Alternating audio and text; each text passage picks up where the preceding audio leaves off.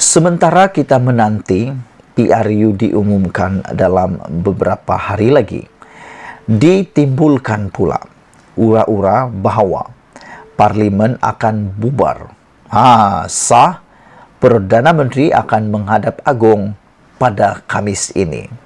Saudara-saudara, persoalan yang selama ini kita cari, yang mendapatkan bilakah waktunya Ismail Sabri Yaakob akan menghadap agung, akhirnya hari ini sah. Perdana Menteri akan menghadap agung pada Khamis ini. Walhal pada hari Khamis adalah pembentangan bajet Malaysia. Makna kata, ada dua pilihan. Sama ada dibentangkan dahulu bajet 2023 ataupun dibubar dulu baru dibacakan. Tapi kalau dibubar dulu, maknanya Parlimen sudah tidak ada lagi.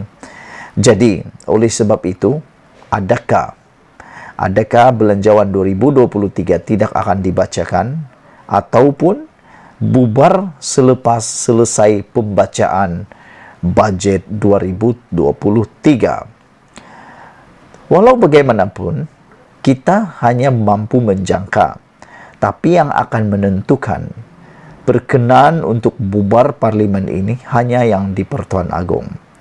Telah banyak suara-suara timbul dan mengatakan netizen rata-rata memohon ke bawah duli yang maha mulia yang di Pertuan Agong untuk tidak memperkenankan permohonan bubar Parlimen pada tahun ini juga. Ura-ura akan dibubarkan segera Parlimen dan pilihan raya umum 15 akan diadakan kira-kira. Tidak kira musim tengkujuh dan banjir atau tidak, semakin panas setelah Datuk Seri Ismail Sabri Yaakob mengesahkan akan menghadap yang di Pertuan Agong pada Khamis 6 Oktober 2022. Bagaimanapun, Perdana Menteri enggan mengesahkan sama ada beliau akan membentangkan tarikh pembubaran Parlimen bagi membolehkan PRU 15 akan diadakan. Untuk rekod, kerajaan akan membentangkan bajet 2023 pada sidang Parlimen Jumaat ini, iaitu 7 Oktober 2023, lebih awal daripada kebiasaan pada tahun-tahun sebelum ini. Ada orang kata pembubaran Parlimen akan dilakukan sebelum pembentangan bajet 2023. Ada yang kata selepas bajet pada Isnin. Yang lain kata bulan ini atau November, malah tahun depan, katanya menurut NST.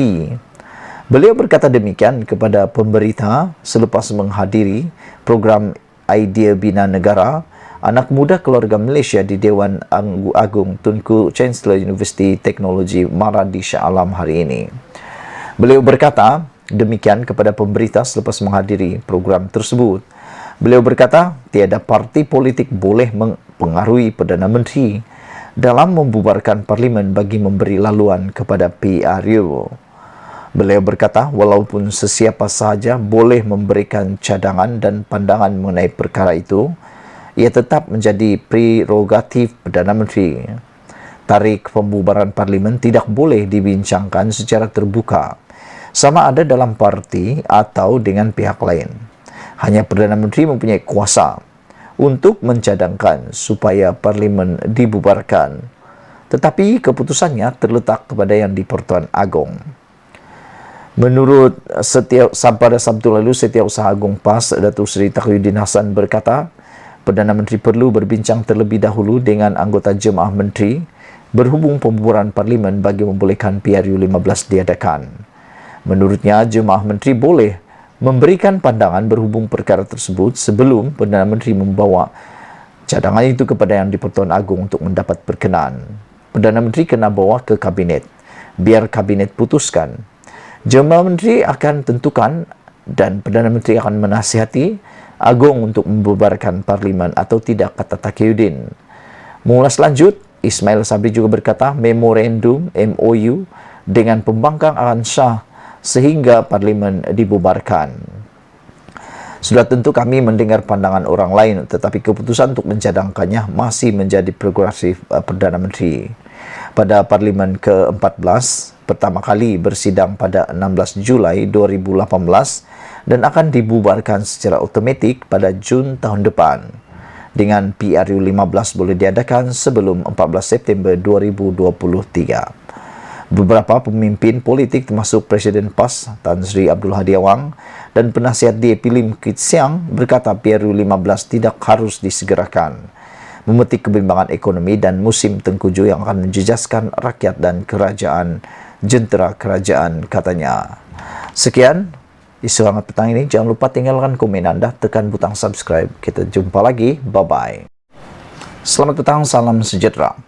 Ini bukti terkini bahwa PRU memang akan dibuat sah pada bulan ini, pada tahun ini, dan mungkin dibubar pada minggu ini. Tapi ini berita yang paling menggembirakan kita semua, yang ditunggu-tunggu oleh Zahid Hamidi, ditunggu-tunggu oleh rakyat Malaysia. Kerana sebelum ini Zahid pun menghendaki supaya undang-undang akta ini diluluskan dengan segera. Kerana betul kata Zahid, banyak data menunjukkan bahawa ramai ahli UMNO atau ahli Parlimen UMNO telah lompat parti pada PRU 14 yang lepas dan boleh digelar sebagai pengkhianat UMNO. Hari ini diumumkan di Parlimen akta anti lompat parti berkuat kuasa esok. Wow, ini satu kejutan, berita yang menggembirakan untuk seluruh rakyat Malaysia.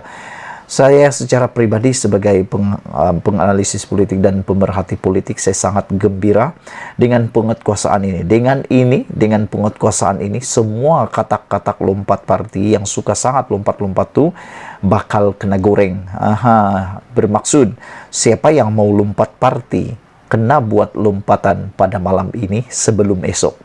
Karena selepas esok, sesiapa yang lompat parti, mereka akan kehilangan jawatan dan kehilangan kerusi mereka. Saudara-saudara sekalian, akta yang melarang ahli parti melompat parti ataupun ahli parlimen melompat parti akan mula berkuat kuasa mulai 5 Oktober, kata Menteri Jabatan Perdana Menteri Wan Junaidi Tuanku Jaafar. Menurutnya, perkara itu diputuskan selepas mendapat perkenan yang di-Pertuan Agong. Kata Wan Junaidi, kerajaan komited untuk mahu memastikan undang-undang melarang ahli Dewan Rakyat bertukar parti dan dapat melindungi hak rakyat. Kebawah Duli Yang Maha Mulia yang di-Pertuan Agong telah memberi perkenan tarik kuat kuasa Akta Perlembagaan Pindaan Nombor 3 2022 pada 5 Oktober 2022 selaras dengan Seksyen 1 dalam kurungan 2 dan Seksyen 1 dalam kurungan 3 Akta E1663, katanya lagi. Ini satu berita yang kita tunggu-tunggu, ini satu perkara yang menarik untuk kita semua, kerana sepanjang PRU yang lepas sehinggalah hari ini memang berpuluh-puluh ahli parlimen telah pun lompat parti, dan ketidakstabilan yang berlaku di Malaysia ini banyak disebabkan oleh ahli-ahli parlimen yang telah lompat parti, terutamanya dalam Pakatan Harapan yang telah lompat parti, akhirnya menyebabkan Pakatan Harapan tumbang di tengah jalan selama 22 bulan menjadi kerajaan. Jadi aku sangat gembira dengan keputusan penguatkuasaan anti lompat parti yang akan berkuat kuasa esok ini. Semoga dengan penguatkuasaan ini pada PRU akan datang tidak ada lagi pengkhianatan kepada mandat rakyat. Sebelum kita teruskan pada isu yang lain, jangan lupa kamu tinggalkan komen Anda tentang perasaan kamu terhadap pelaksanaan anti lompat parti yang berkuat kuasa esok ini.